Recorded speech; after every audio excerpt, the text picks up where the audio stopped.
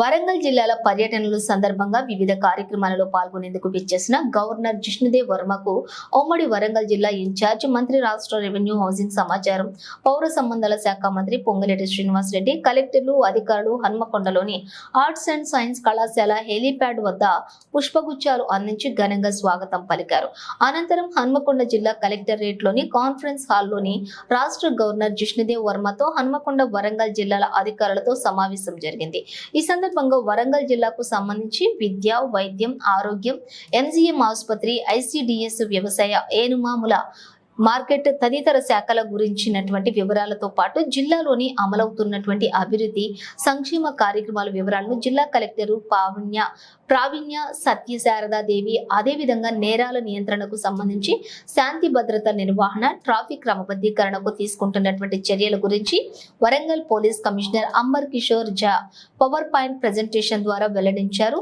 అనంతరం గవర్నర్ మాట్లాడారు. సమావేశంలోని వరంగల్ నగర మేయర్ గుండు సుధారాణి, రాష్ట్ర ఫైనాన్స్ కమిషన్ చైర్మన్ రాజయ్య, ఎమ్మెల్యేలు నాయని రాజేందర్ రెడ్డి, కేఆర్ నాగరాజు, గండ్రా సత్యనారాయణ, అదనపు కలెక్టర్ వెంకటరెడ్డి, కూడా చైర్మన్ ఇనగల వెంకటరామిరెడ్డి, అధికారులు తదితరులు పాల్గొన్నారు.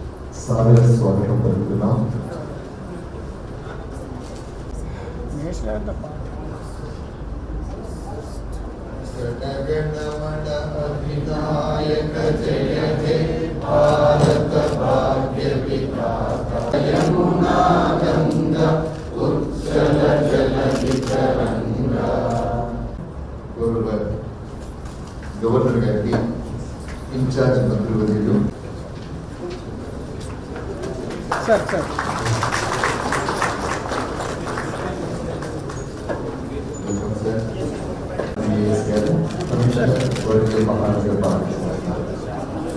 all the public representatives present here, MLAs, MLCs, elected, and in schools we are implementing for attendance facial recognition system. Midday meal thank you, sir. Now I request the collector Varangal is given as Volga that in colloquial it became Karanga. And the founder king of Kakatiyas was Ganapati Deva, and Kakatiyas have ruled this area, sir, and Rani from Devi, the female ruler, was the most powerful ruler of this dynasty. And this dynasty had faced so many rise and fall during different times, and which left out so many architectural marvels and archaeological sites in this district, sir. And the present day Varangal, the total area is 1766 square kilometers, sir. It comprises of 2 revenue divisions and 13 mandals. We have 325 gram panchayats covered in 190 villages. We have 1 municipal corporation comprising in the 2 mandals, that is Varangal and Tiravajar. And the schools, the digital classrooms, some of the Shiksha, we have given vehicles, sir, and civil works, and also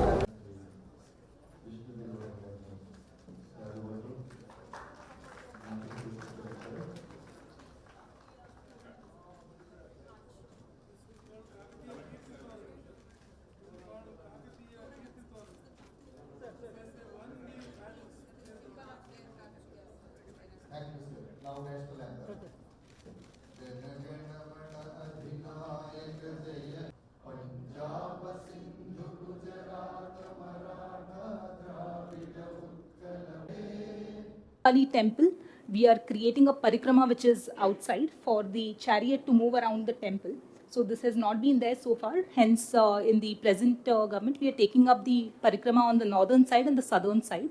The work on the northern side has commenced. The southern side, we are awaiting design approvals, and we will commence. Once this is done, we are expecting the tourist footfall to increase, and it is a good recreation center also. And even as per the requests of the temple authorities, it is important to have a parikrama around the temple for their activities of the chariot movement and during the festivals. Sir. Next, sir, this is Kaloji Kalakshetram.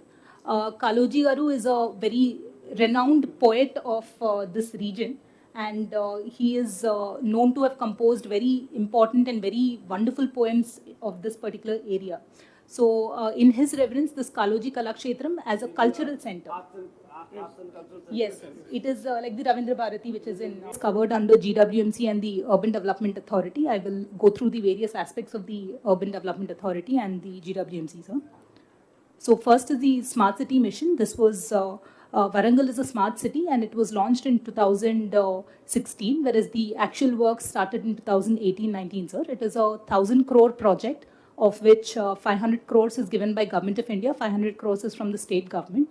So as on today, we have a utilization of about 518 crores, and we have achieved more than 50% of the utilization.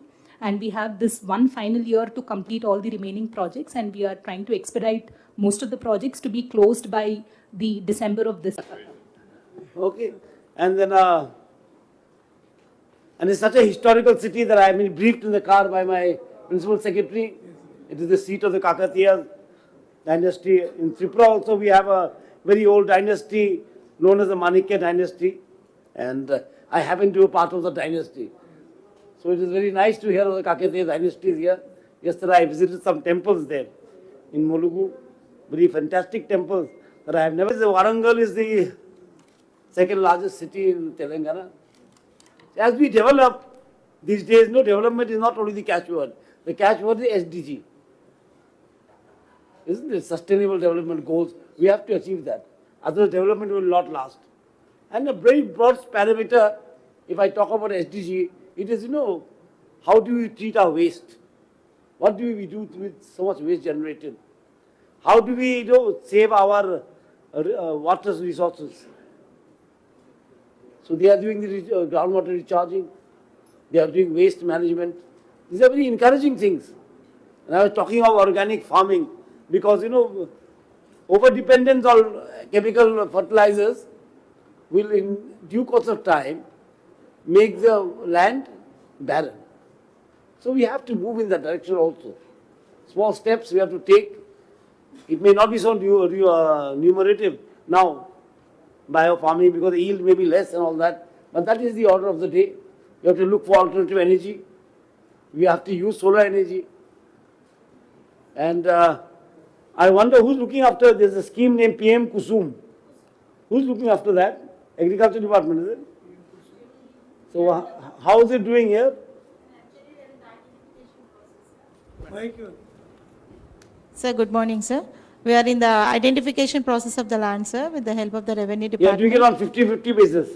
Yes, sir. Farmer 50, government 50. Yes, sir. Like the government is planning it to hand it over to the SHG women, sir, like the Mandal Samaikya, so that the NABARD and the banking linkage will be done from the NABARD, and they're also planning the contribution of Mandal Samaikya.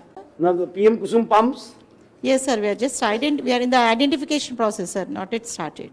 Oh, that's Yes. because that is a very important, actually, as a very, very important, scheme for the central government.